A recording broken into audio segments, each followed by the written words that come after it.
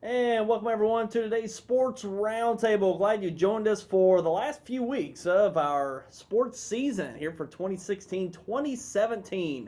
We're in the thick of district state tournament results here this week, and we'll be continuing for one more week, and we'll be wrapping up the sports season here for Southeast Missouri. And it's been a fun year, and it's still going. We've still got quite a few athletes competing for state championships for this week, and we'll be going into next week as well. So a lot to get to for today. So let's go ahead and jump right into it. First, starting off with some district baseball results this last week, and we wrapped up district baseball tournaments here in Southeast Missouri, and taking a look at the games over the last few days, Thursday and Friday in district championship games. The Class 1 District 1 Finals, Cooter defeated Gideon by a score of 5-0. A shutout victory there for the Cooter Wildcats, advancing on to the the Class 1 state tournament with their District 1 championship victory over Gideon. The Class 1 District 2 Finals, Bell City over Oran in a shutout 3-0. Class 2 District 1 and the championship, South Pemiscot over Campbell 19-15. Slugfest there in that district championship. And the Class 2 District 2 Finals, Van Buren over Ellington 9-6. In the Class 3 District 1 Finals, Portageville over Scott City 13-0. A couple of shutouts for the district championships over the last couple of days. And the Class 3 District 2 Finals, Twin Rivers over Malden 12-6.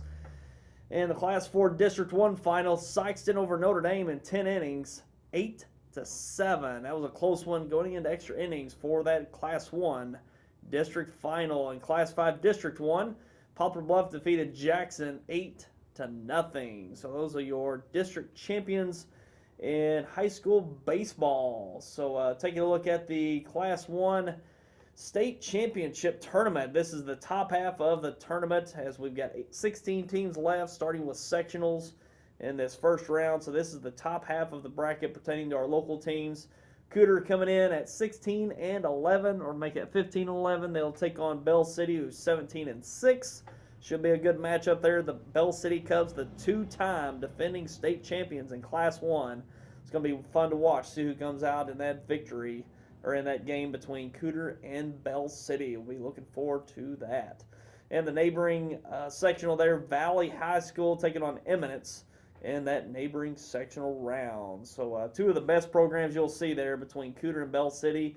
Cooter, a long-time premier program there in Class 1, won multiple state championships. Bell City winning the last two, looking for a three-peat this spring, and should be a good one there between Cooter and Bell City. And in Class 2, in the top half of the state tournament, South Pemiscot taking on Van Buren, and the neighboring district there, or sectional, St. Vincent. Very good St. Vincent team taking on Van Far. Not sure about them, but South Pemiscot and Van Buren in that Class 2 state sectional. And in the Class 3 state tournament, the top half of the bracket, Portageville, very impressive district championship run at 19-7. They'll take on Twin Rivers, who's at 9-7. Should be a good matchup there between those two schools, Portageville and Twin Rivers. And in Class 4 of the state tournament, in the top half of the bracket, Sykeston, the District 1 champion, takes on Festus. Sykeston at 14-6 on the year, looking really good. Notre Dame's been the team there in that Class 4 District 1, but Sykeston pulled it out in extra innings over Notre Dame, winning that district title. They will take on Festus in the sectionals. And the Class 5 state tournament, in the top half of the bracket, Poplar Bluff winning the state or the district championship. They advance on with their 20-win season. They're 20-5, taking on Rockwood Summit, who comes into the game 26-4. Got their hands full, Poplar Bluff does, with Rockwood Summit in that Class 5 sectional. And those are your baseball results, and a look ahead to the state sectional round. Going to be exciting to see what takes place this week in those state championship games, state tournament games in high school baseball. We've had quite a run here in the last number of years. Notre Dame's had a good run. State championship, I think last year, I think they won the state championship. They've been very good the last handful of years. Bell City looking really good. Portageville's a team that's going to be good for years to come. Got a really good, I believe, freshman class that's really good, and they're already making a run this year into the sectional round in Class 3. Twin Rivers always been there in the mix in baseball, right there in Class 3 as well. So good luck to those teams this week in their sectional rounds.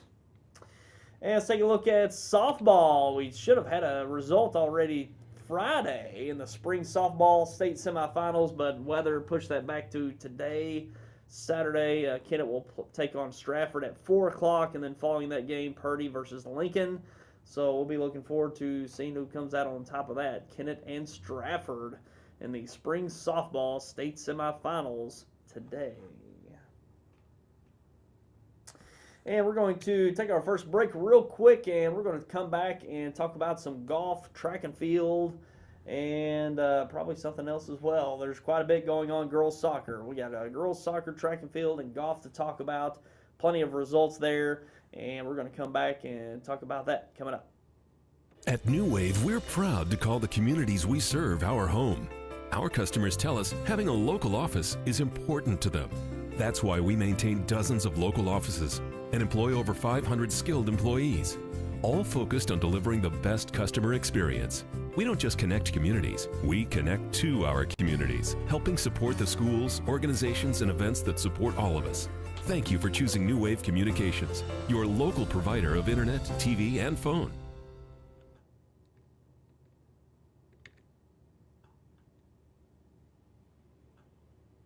And welcome back, and now we're going to take a look at some golf results. I had sectional golf this last week, and we had some teams competing and some individuals competing in sectional golf here in the last week, this previous week. And the boys team golf Class 1 sectionals. Bloomfield made a good run. They won the district championship for Class 1 District 1 down here, and in the sectional round competed quite well, just come up a bit short. Second place in the sectional to Greenwood's first place. A little bit back, 40 strokes back of that first place, 327 to 367. Crystal City coming in third at 377. Galena fourth, and St. Vincent fifth. Those are your Class 1 sectional round for boys golf for the team. And take a look at the let's take a look at boys team golf in Class 3 in the sectional round. John Burroughs wins with 333 strokes. Notre Dame just 4 strokes back, taking second place at 337. Lutheran South 348 in third. Fourth, Farmington, and fifth, Park Hills Central. And taking a look at golf Class 1 in the sectionals for the individuals. Tyler Andrews took the sectional round. First place in the sectionals from Crystal City, shooting even par. Pretty impressive there. Preston Richardson from Miller came in second, 3 strokes back at 3 over. Peyton Bell, Bloomfield's Peyton Bell, comes in fifth place from Bloomfield, shooting 8 over par. Brant Hobbs from Bloomfield comes in 13th with 18 over. Carson Miles from Advance also ties for 13th at 18 over. Easton Satterfield of St. Huntersville comes in 15th with 19 over, and Holden Duckworth from Bloomfield comes in 18th place at 22 over. So Bloomfield having a really good year, as you see there, and Peyton Bell, a really good year from Bloomfield, shooting 8 over par, coming in 5th place in the sectional round in Class 1. And those are your golf results from this last week. Now taking a look at some girls soccer. Girls soccer, taking a look at those matchups. We got state tournaments taking place this week, getting underway, I believe, Tuesday in the area. Actually, Wednesday, I believe. And girls soccer, and here are the state championships to look forward to. St. Vincent taking on Maplewood Richmond Heights in Class 1 in that sectional round. And also looking ahead to Class 2 state tournament in girls soccer. Notre Dame advances with a district championship. They will take on Rosati Kane, and these are the state tournaments here. We're down to the quarterfinal round in these state tournaments. Notre Dame taking on Rosati Kane, and taking a look at girls soccer in Class 3. Cape Central will take on Hillsboro, in that quarterfinal matchup. That'll be exciting to see what happens there. And in Class 4, Jackson will take on Eureka in the state tournament coming up this week as well. So quite a few girls soccer teams still in the mix in girls soccer here in Southeast Missouri. So good luck to all those teams going forward in state tournament play. And we're going to move on to track and field. Big week in track and field. We've got a few state tournament results, state championship results so far today, but only a few coming in so far. But Caruthersville's George QUALLS wins the high school state championship in high jump. And if you remember back to the basketball season, we had quite a few highlights from George QUALLS with his slam dunks, and he certainly's ended with a great high school career in track and field, winning the state championship in Class 2 in the high jump. Congratulations to George QUALLS, as we see here on the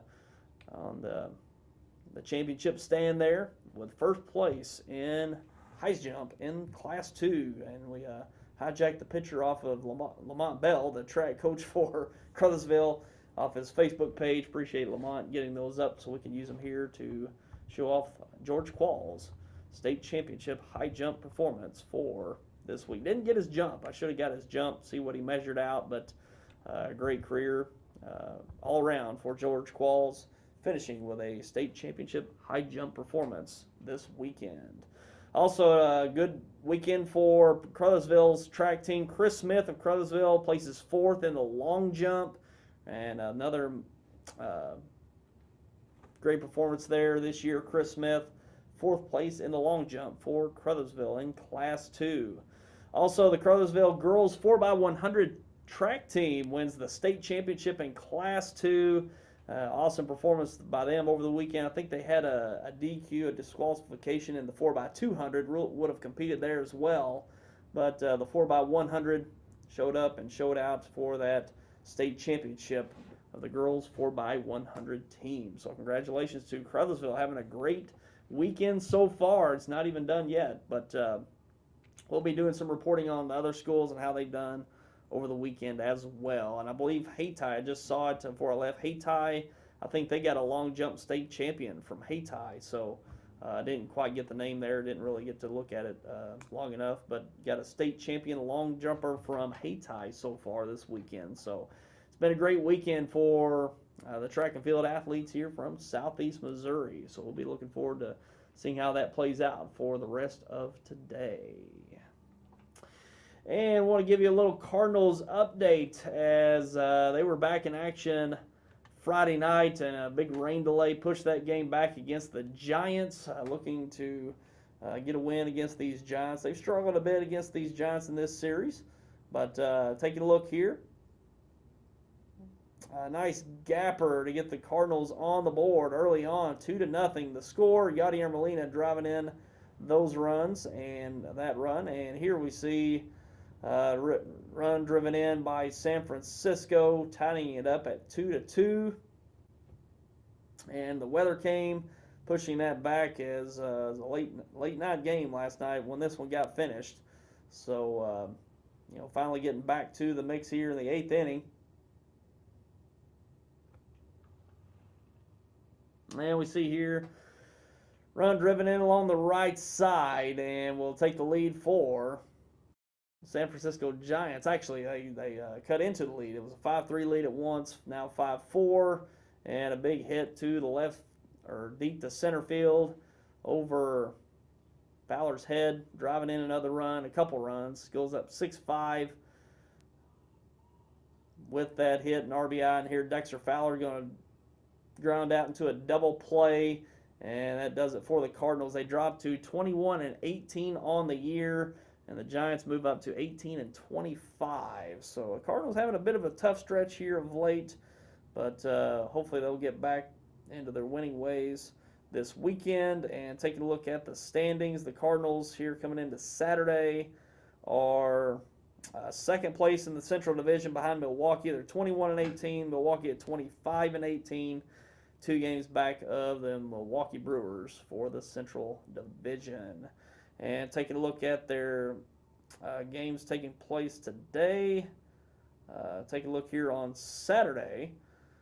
Saturday, the Cardinals are back in action with the Giants tonight, 6:15 start, and they will take on the Giants. And Carlos Martinez, the ace for the Cardinals, takes the mound with a 3-3 record, 3.88 ERA, taking on Jeff Samardzija, who's 1-5 with a 5.26 ERA. So hopefully the Cardinals can make the ERA a little bit worse. Samardzija is struggling so far this year. Hopefully the Cardinals can take advantage of that later on tonight. And give you a little update on the NBA playoffs. And these conference finals have, the first round matchups were more more entertaining than these conference finals. They've just been blowouts so far, except for the exception of Game 1 in the Western Conference Finals. Golden State Warriors, had to come back from 25 down to defeat the Spurs in Game 1 and really blew them out in Game 2 there in Oakland on the Warriors' home floor. Now they're back in action tonight for Game 3, 8 o'clock start on ESPN. Golden State's a 9.5-point favorite on the Spurs' home court. That just goes to show you what's likely going to happen there. Kawhi Leonard went down in Game 1. That really opened the door for that 25-point comeback by the Warriors in Game 1.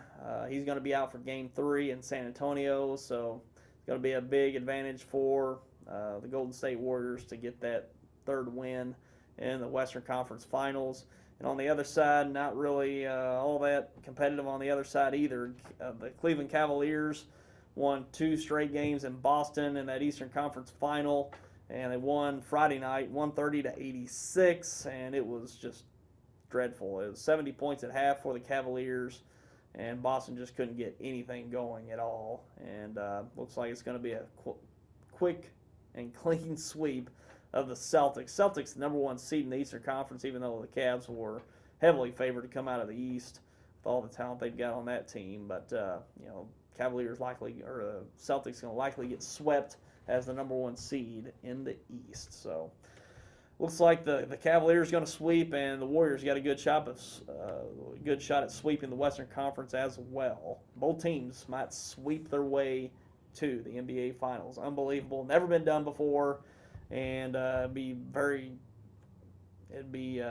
unlikely to ever see it again. Just both teams sweeping their way to the NBA Finals. So we'll see what happens these next few days, and I think the case is if both teams sweep their way all the way, 4-game sweep in the conference finals, we'll have to wait 9 whole days to wait for the NBA Finals. So you're talking about a build-up. There will certainly be that. If both teams sweep, we'll get 9 days because the finals are set to start on June 1st. The first day of June is when they start. That's right. It's not one of those wait and see what happens and start a few days after the conference finals. No, they're set to start on June 1st on the nose. They're on the first day of June, and if we sweep these finals, we'll wait over a week to get the finals underway in the NBA. Just unbelievable. I mean, there will be no shortage of build-up and analysis and commentary on these NBA finals if that were the case. A whole week and 2 days to build up for these NBA finals, and that's probably appropriate. This is going to be the third team. These teams will match up in the finals between the Warriors and the Cavaliers, and this will be the rubber match, if you will.